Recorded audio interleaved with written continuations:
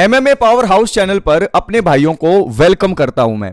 आज के इस वीडियो में UFC 316 के फाइट कार्ड का अनाउंसमेंट हो गया है और जैसा हमने कहा था कि मेन इवेंट और को मेन इवेंट में टाइटल फाइट्स होंगी वैसा ही हुआ है, लेकिन फिर भी फैंस खुश नहीं है और एलेक्स परेरा ने मना कर दिया है मागोमेड एनक्लेव से फाइट करने के लिए और बहुत सारी न्यूज और अपडेट आज के इस वीडियो में कवर करूंगा। लेकिन आगे बढ़ने से पहले अगर आप हिंदी के अंदर UFC का फाइट एनालिसिस, न्यूज, अपडेट और प्रेडिक्शन वगैरह देखना पसंद करते हैं तो चैनल को सब्सक्राइब करके ये वीडियो लाइक कर दीजिएगा।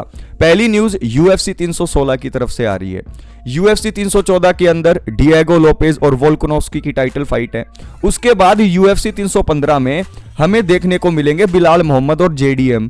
लेकिन UFC 316 की भी अनाउंसमेंट कर दी जहां पर मेन इवेंट के अंदर मेहराब डवालिशविली अपने टाइटल को डिफेंड करेंगे एक बार फिर से शॉन ओमैली के खिलाफ।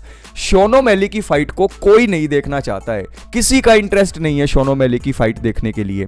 और उसके साथ जो को मेन इवेंट है उसमें जूलियाना पेन्या अपने टाइटल को डिफेंड करेंगी कायला हैरिसन के खिलाफ। तो मेन इवेंट और को मेन इवेंट में दो टाइटल फाइट हो गई, लेकिन फिर भी UFC 316 का ये जो फाइट कार्ड है ये फीका फीका सा लग रहा है। अगली न्यूज कार्लोस प्रेटस की है। UFC 314 में उनकी फाइट जॉफ नील से होनी थी, लेकिन जॉफ नील को इंजरी हो गई और उस वजह से उन्होंने पुल आउट कर लिया। तो हम सोच रहे थे कि यार कार्लोस प्रेटस का UFC करेगी क्या, क्योंकि शॉर्ट टाइम में रिप्लेसमेंट भी कोई नहीं मिला, तो उनके लिए एक धमाकेदार जो है फाइट अरेंज कर दी गई है।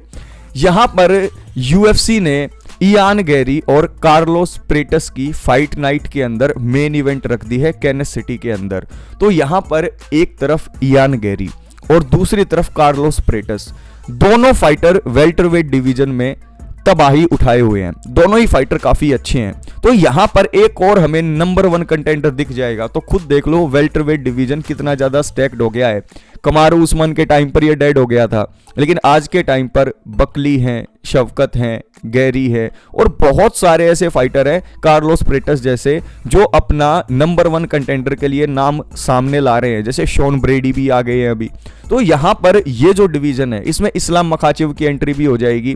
तो कार्लोस प्रेटस और इयान गैरी फाइट नाइट के अंदर मेन इवेंट में फाइट करेंगे और ये जो फाइट UFC ने बना दी है धमाकेदार फाइट होगी। इसके अंदर जीतेगा कौन? मुझे ऐसा लगता है कि कार्लोस प्रेटस नॉकआउट मशीन बने हुए हैं, लेकिन फिर भी इयान गैरी जो होंगे वो हरा देंगे उनको। पहली नजर में तो ऐसा ही लगता है। आपको क्या लगता है?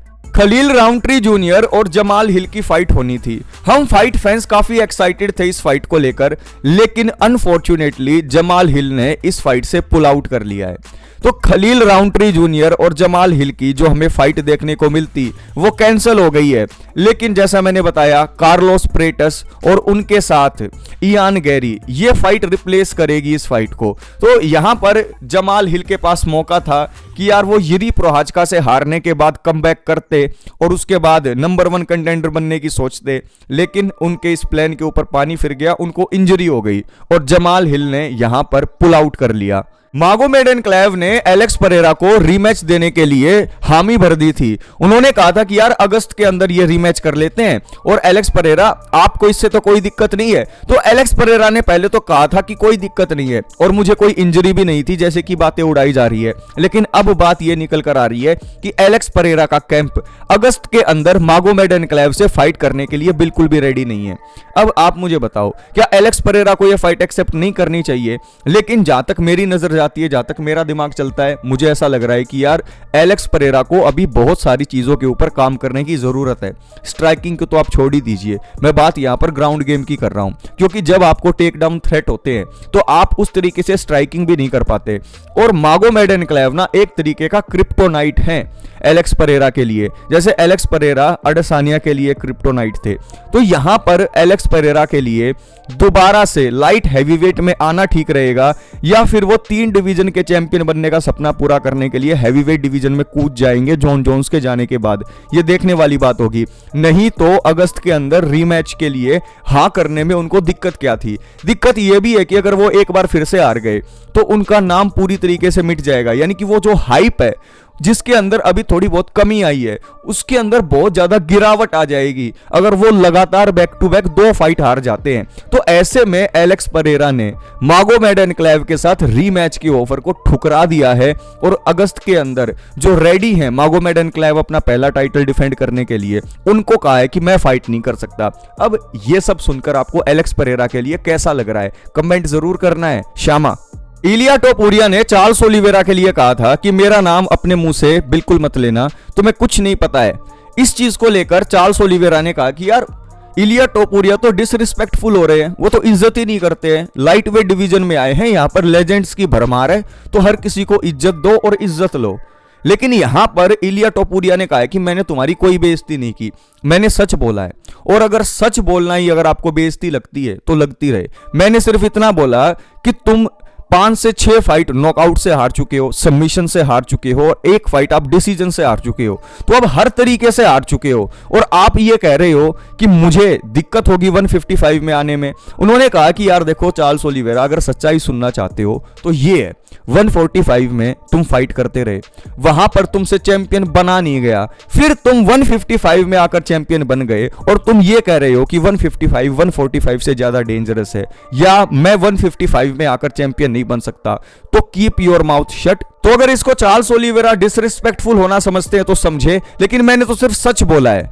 फ्रांसिस एंगानू और डियोंटे वाइल्डर की फाइट हो सकती है, लेकिन बात इस चीज के ऊपर अटकी हुई है कि ये बॉक्सिंग की फाइट होगी या ये मिक्स मार्शल आर्ट की फाइट होगी। तो ऐसे में अगर डियोंटे वाइल्डर और फ्रांसिस एंगानू की फाइट मैं देखना चाहता हूं तो मैं मिक्स मार्शल आर्ट की फाइट देखना चाहता हूं, क्योंकि हमने काफी बार देखा है कि जो यूएफसी के या फिर कहे मिक्स मार्शल आर्ट के फाइटर्स हैं वो बॉक्सिंग करते हुए हमें दिखाई देते हैं। अब कोई बॉक्सर मिक्स मार्शल आर्टिस्ट बनेगा और एमएमए के अंदर आएगा, वो देखने में ज्यादा मजा आएगा। तो मैं डियोंटे वाइल्डर को कहना चाहूंगा कि यार मिक्स मार्शल आर्ट को ट्राई करो और फ्रांसिस एंगानू के साथ मिक्स मार्शल आर्ट की फाइट करो। अब देखने वाली बात ये होगी कि ये दोनों किस एग्रीमेंट पर पहुंचते हैं, मिक्स मार्शल आर्ट की फाइट के या फिर बॉक्सिंग के। आप इन दोनों के बीच में कौन सी फाइट देखना चाहते हो? माइकल बिस्पिंग और पॉल फेल्डर दोनों के दोनों कमेंटेटर हैं यूएफसी में। तो यहां पर माइकल बिस्पिंग को पॉल फेल्डर ने कहा कि जिस तरीके से मैं इस्लाम मखाचेव और इलिया की सिचुएशन को देखता हूं तो मुझे लग रहा है कि यार इस्लाम मखाचेव डर रहे हैं, वो अफ्रेड हैं कि यार कहीं मैं इलिया के सामने बेल्ट ना हार जाऊं। तो वहीं पर बीच में इस बात को सुनकर माइकल बिस्पिंग ने उन्हें टोक दिया। उन्हें कहा कि यार तुम्हारा दिमाग खराब हो गया है, इस्लाम मखाचेव इलिया टोपुरिया से क्यों डरेंगे? जो बंदा चैंपियन है, pound for pound number 1 fighter है, उसका डरने का तो कोई सवाल ही नहीं उठता। और उन्होंने कहा कि बड़े ध्यान से बोलना, इस्लाम मखाचेव के फैंस बहुत कट्टर है, ये सारी बातें तुम्हारे सुन ली तो तुम्हारी रैली निकाल देंगे। तो यहां पर पॉल फेल्डर की इस बात से आप एग्री करते हो या नहीं कि इस्लाम मखाचेव इलिया से डर रहे हैं? तो भाइयों आज के इस वीडियो के अंदर यूएफसी के न्यूज और अपडेट को हमने कवर किया। एक एक न्यूज को सुनकर आपको मजा आया होगा। ऐसी वीडियोस आती रहेंगी, बस आपको चैनल को सब्सक्राइब करके इस वीडियो को लाइक कर देना है।